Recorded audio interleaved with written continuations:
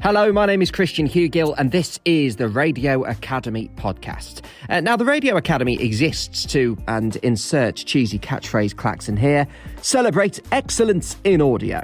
And that's the point of this podcast, really. We give you ideas of new, brilliant things to listen to and an insight into how they were made. So if you dig into our back catalogue, you will find lots of big-name guests like Scott Mills, Ken Bruce, Jane and Fee, Jackie Brambles, John Holmes, Rhys Parkinson, and loads more. Plus, handy how-tos on anything from making new jingles, making companion podcasts, breakfast show stunts, to doing news in the best possible way. We also play you highlights of Radio Academy events, and that's what we're doing this week. After 14 years, Nick Grimshaw left Radio 1 just over 12 months ago. Now, he's written a book called Soft Lad, and in it, amongst loads of other things, he talks about falling in love with radio. Host of Radio 1 Early Breakfast and Grimmy's mate Arielle Free spoke to Nick for us at an event in London a couple of weeks ago. And this is just a couple of best bits where he also talks about getting a foot in the door of Radio 1 and life after, including his new podcast. It is a brilliant chat, but to hear the full hour-long thing, you need to be a Radio Academy member. It costs just £3 a month and gets you access to all sorts of helpful stuff, including events and conferences like this. Search Radio Academy membership for the details on that. And in the meantime, enjoy this sneak peek where Grimmy starts with those early memories of falling in love with the wireless. I can really remember it really clearly. And my mum had a blue Fiesta and she used to drive me to school every day and she used to wear black leather driving gloves in a Fiesta in Oldham. I love that. R.I.P. Fiestas no more. Which is like, I think they're for like sports cars. And then she'd drive me in and I remember being sat outside my school and I'd been to the dentist or something and it wasn't as early. It was about like, I wasn't on the regular school run or I'd been to the doctors or something, so I was going to school late. And I remember listening to Simon Bates's like love songs. What was it called? Our Tune. And I remember listening to a story on that and being sat on the edge of my seat listening to the radio, like, you know, in the war. And they'd like watch the radio. I remember doing it and then seeing my mum doing it. Yeah. And then I remember being like, wow. This story. And then someone's phoned in the radio to tell the world that they love someone. Yeah. And everyone's hearing it. And was it that moment that you were like, I want to be in radio, or just like, I love it? No, that made me just think I quite liked listening to something. And I think I got then that other people were listening to this as well. Yeah. And I think it's because we were in a car park. And it made me think, oh, maybe everyone in the cars is all listening to this and hearing this story and feeling this story. So that I remember listening to that and always wanting to listen to it. And then it was on when I was at school. So you couldn't listen. So I could never listen to it again. And I'd always be like, that thing with the stories. Yeah. And Mum would be like, nah. It's too late. Sounds ain't invented Did you ever do the thing of taping? Did you ever do the thing of taping your cassette? Yeah, I used to do that on the charts and I'd tape that. And then, because I grew up in a house with like 4 channels and I wasn't allowed a computer game. Yeah. We didn't have the internet. So we had to watch what my mum and dad wanted to watch on the telly. Yeah. And it was like boring stuff like Heartbeat and Corrie and like just stuff I didn't love. And then, so I really loved Radio 1 and really specifically Radio 1 and nothing else when I was a kid on the school run in the morning. Because it was like 15, 20 minutes maybe. Yeah. Maybe, 15 minutes of just hearing like, it just felt naughty and it felt wild and alive. And it felt, also it was the first time of like hearing accents really. Really? Because I felt like presenters on the telly were quite perfect. Yeah. And quite quite like hairdos and stuff. Yeah. And I quite liked hearing the radio in the mornings because I heard, Chris Evans and Sarah Cox. Yeah. And I liked that they got stuff wrong and that they got the time wrong and like Sarah might not know what day it was. Yeah. And that's quite, I quite like that. It felt like that's a real person. She was very good at that, isn't she? Radio. I remember her introducing a rapper called Birdie Nam Nam and she just started going, Birdie Nam Nam. What sort of name is that? And I was like, this is absolute gold. Because she'd obviously maybe not prepped, but it was just the realness of her going, who's what that? rapper calls himself Birdie Nam Nam. And I just remember it feeling like really naughty, and it probably wasn't that naughty. I don't know. But it just felt like really not like the rest of the BBC that I was exposed to. So I really loved that, and I loved it every single day in the morning. And it was like that age of, I think Sarah was on when I was like end of my, maybe like GCSE era or something. Yeah. And like music was everything, and like liking stuff that my mum and dad hated was everything as well. And like Sarah on Radio 1 just like really personified that. But it was also really, like I remember I used to listen to it at night when I got home as well. Yeah. And I used to always listen to John Peel, and no one had listened to, like my mum and dad didn't listen to John Peel. So I'd listen to it in my bedroom on my own. And I thought I'd discovered him. And I remember like telling a girl at school when I was at her house, like, there's this guy on at night and he's called John Peel. And all the family were like, yeah, he's well famous. And I was like, oh. Okay. All right. And I thought I'd like discovered him. Because I didn't know what he looked like or anything then, because it was, didn't have the internet. I remember hearing Zayn, actually. He was my go-to of an evening when I was like doing my exams. And I was like, oh my God, someone who speaks as fast as me. Yeah. I'll do it. I'll do it. And then I got asked to do more and more telly stuff, and I got asked to do like Big Brother's Big Mouth, and I got asked to do T4, and then someone at Channel 4 was like, you should have an agent because You're doing quite a lot. You just need to like have someone like help you remember to go to work and like demand that you wash your hair before you're on TV.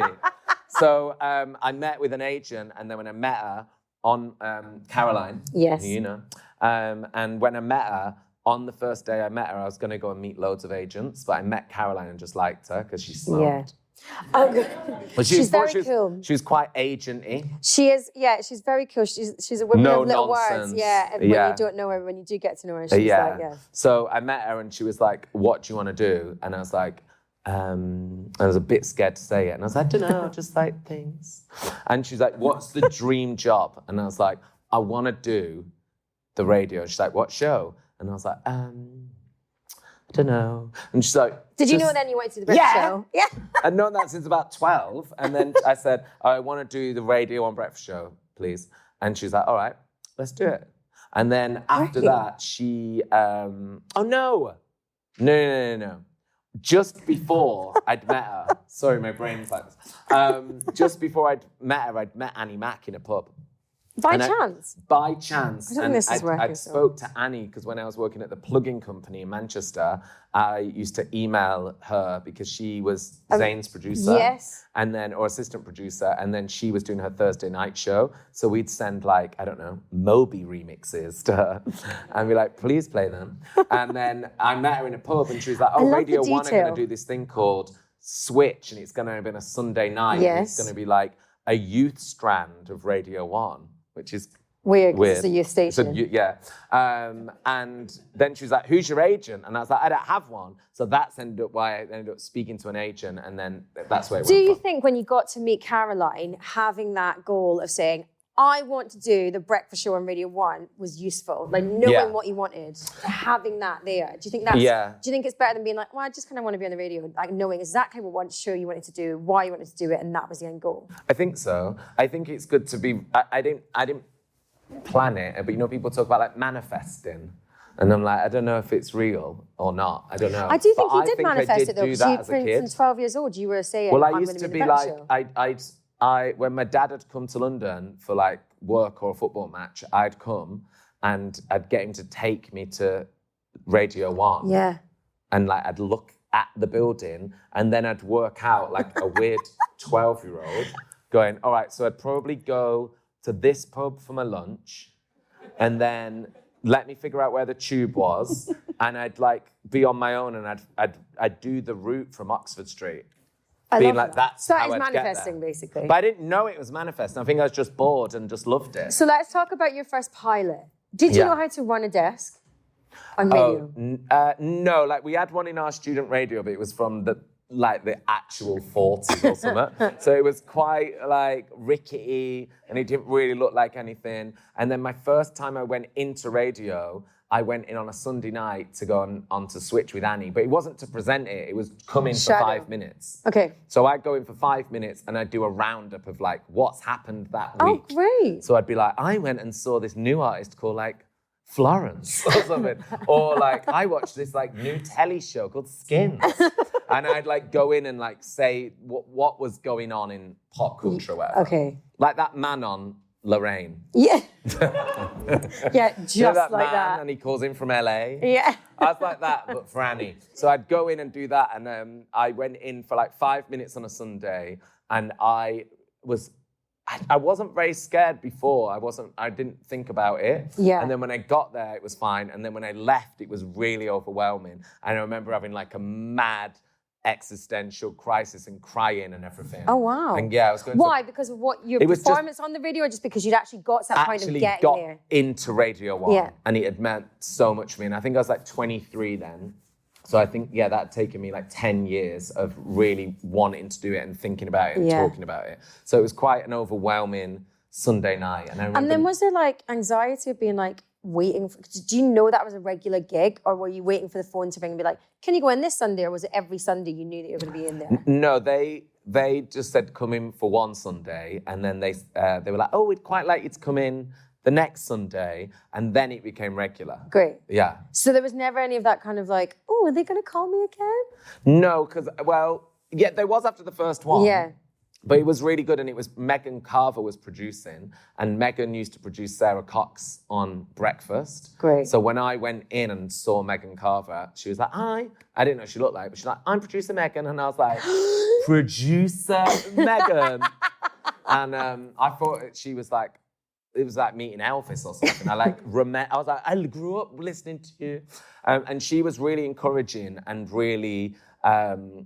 she was great. Like, there was no sort of airs and there was no pressure. Yeah. And there was no sort of airs and graces. And she's like, just come on and be funny. And for 5 minutes. And if you want it to be 4 minutes, it's 4 minutes. And if it's 6 minutes, it's 6 minutes. Great. Don't stress out. Oh my God, 6 come minutes in and on have the a radio. laugh. And like, she was like that. Do you know what I mean? So I didn't feel the pressure. And afterwards, she was like, that was really fun. You should come back next week. So she she wasn't too like mystic in her guidance. She liked it. When I was in LA, I was thinking, what do I want to do now? And I really loved Radio 1, like, so much. And it was, like, better than I ever thought it could be. And, like, at the time of my life there, like, truly. Yeah. And then I was like, what would I do now? And I was like, I kind of want to do something that I like doing now, which is, like, having people over. And I think because we'd had the pandemic for 2 years, the one thing that I'd missed was, like, hosting. I love having everyone around for dinner. And I'd really missed it. And I was like, do you know what? This year, I'm gonna have people around all the time for dinner. And I was like, maybe I'll like film it or something. Anyway, that was as far as it got. And then when I was in LA, someone rang and was like, do you want to do a podcast where you and a chef invite people around for dinner and you just have a chat? And I was like, yeah. That's so weird. So I do that with Angela Hartnett. And she's really great because And do you get to choose the guests? Because they are fantastic. You've had Stanley Tucci on Yeah, Stanley Tucci is on this week. We had Marcus Waring on, the Michelin star chef. Russell Howard was on last week. We've had loads of people on. But yeah, so sometimes we do, and sometimes we don't. Okay. Okay. Do I ask any more about that? No, like, listen, it's so, do you know why it's so good? Because it's like, it's still, I wanted to do it because it still allows me to like interview people and catch up with people. And it's not as committed as when I was trying to write my book for a year of doing a daily radio show. Like that book would have not happened. Okay. So it's really good that we get to do it and it's like a weekly chat. And you get to eat glorious food. Yeah, you get cooked by Angela every week. Yeah. It's amazing. I know there's a few people in the room. I know we've kind of focused a bit on the video. Oh, you asked me, did I miss it? That was my point of my question. So then when I started doing the podcast, I was a bit like, hey, radio's good. And then we went on Radio 2 to talk about the podcast. We went on Vernon's show and he was covering for Zoe. And we went on Claudia's show. And then when I went in, it made me like miss radio. I was going to say, was it weird being back in the building? It's just like really fun. Yeah. And I was like, oh, it is fun. So could we see you back in radio in some way, shape or form? Maybe. I would like never to do it say again. never. I think I definitely, when I left, I really wanted to make sure that I had a long gap from it. Yeah. I didn't want to leave and go and work somewhere else straight away. And I wanted to have time to think, Yeah. what do I like about the radio And also, now? like you say, you'd had that routine constantly for over 12 years. It's nice to like pick yourself out of that routine. Yeah. And then see what happens. And then a podcast came along that was perfect. Yeah. There are people in this room I know here in radio. What would be your number one tip? For getting into radio? Well, like you say, there's so many different paths and like the world has changed so much since I was a young person because I just had to write like a letter on a piece of paper and send it to a radio station and then wait. That's rubbish. So I don't know. I think in terms of radio, like I listen to so much radio, either from my job or out of just love of doing it. And I think it's really useful to figure out what you like and what you don't like. Yeah. And then also I'd say get used to hearing your voice. I don't know if you ever really get used to it where you're like, wicked. Like I tried to listen to the Stanley Tucci interview today and I was like, shut up. So I don't know if you ever fully get comfortable with hearing your voice. But do you think it's useful to listen back to interviews you've done and radio you've done to hear where you are maybe saying words repeatedly or you have phrases that you use constantly? Definitely. And we did that, what were they called? Snoop sessions. Yes. I realised I say like quite a lot. Yeah. Like and this. Yeah. And I go, Which isn't bad. So I tried to stop. So yeah, I think it is good to listen to yourself, and then also just really try and be as much yourself as possible. Obviously, it's a really weird thing to do to put a microphone up and talk to a wall, but knowing that everyone or a lot of people might hear it. So I think it's something that just takes practice in sort of getting comfortable in your own voice. It's not something that I don't think happens overnight where you're like, wow, I'm wicked at this. No, I think it takes a bit of time. I think that's definitely what I found with you being on the radio is like, not that you overshared, but you talked about a lot of things that maybe some people wouldn't necessarily be like so forthcoming. Really? Well, I don't know, like what? I can't remember, but you just, I don't know, maybe things that people would be embarrassed about or like are shy about or whatnot. And actually, because you were so open and so matey about it, it never felt like embarrassing or cringy or anything like that. Yeah. Do you know what I mean? And I think some being people can put up good. a wall, can't they? And it's like, it's not about being the presenter on the radio saying this, ta-da. It's about being like, oh God, I went down the shops and I forgot to put my socks on. Yeah. Something. I think trying to be like a presenter, like those presenters on the telly that I used to watch when I was younger, it's probably really exhausting trying to do that every single day for hours. So I think getting to be relaxed in yourself would probably make your life easier and probably make you better on the radio. Thank you to the lovely people that are Arielle Free and Nick Grimshaw. They are both delightful. And remember, to hear that full hour-long chat, search Radio Academy Membership and sign up there. Now, if you like this podcast, but you've not quite had enough radio geekery and you'd like to discover more about what it's like working in radio, check out the Reproducer podcast. Producers Mark Jeeves and Jenny Nelson chat to other experienced radio producers to find out about their career path, the advice they give to aspiring producers, their proudest moments at work, and their predictions about how radio may look and sound in the future. Guests so far have included Mark Lockett, the exec producer on the ARIA Gold-winning Dave Berry Breakfast Show at Absolute Radio, Karen Pearson, founder of the production company Folded Wing and recent recipient of a Radio Academy Fellowship, Hussein Hassani, who's the mornings editor at Times Radio, and Sarah Crawley, producer at Woman's Hour off of BBC Radio 4. Now, bearing in mind I've been given this to read, it says here, so if you've ever wondered exactly what radio producers do all day, I didn't write that. I think that's terribly rude. Anyway, check out the Reproducer podcast wherever you get your podcast. You know the drill, you'll find it. But please do still listen to us. Thank you. Next week, we are looking at how to put on a big old radio event with the team from Magic at the Musicals. I love a bit of magic. It's a really good one. I look forward to talking to you then. Have a great week. Bye for now.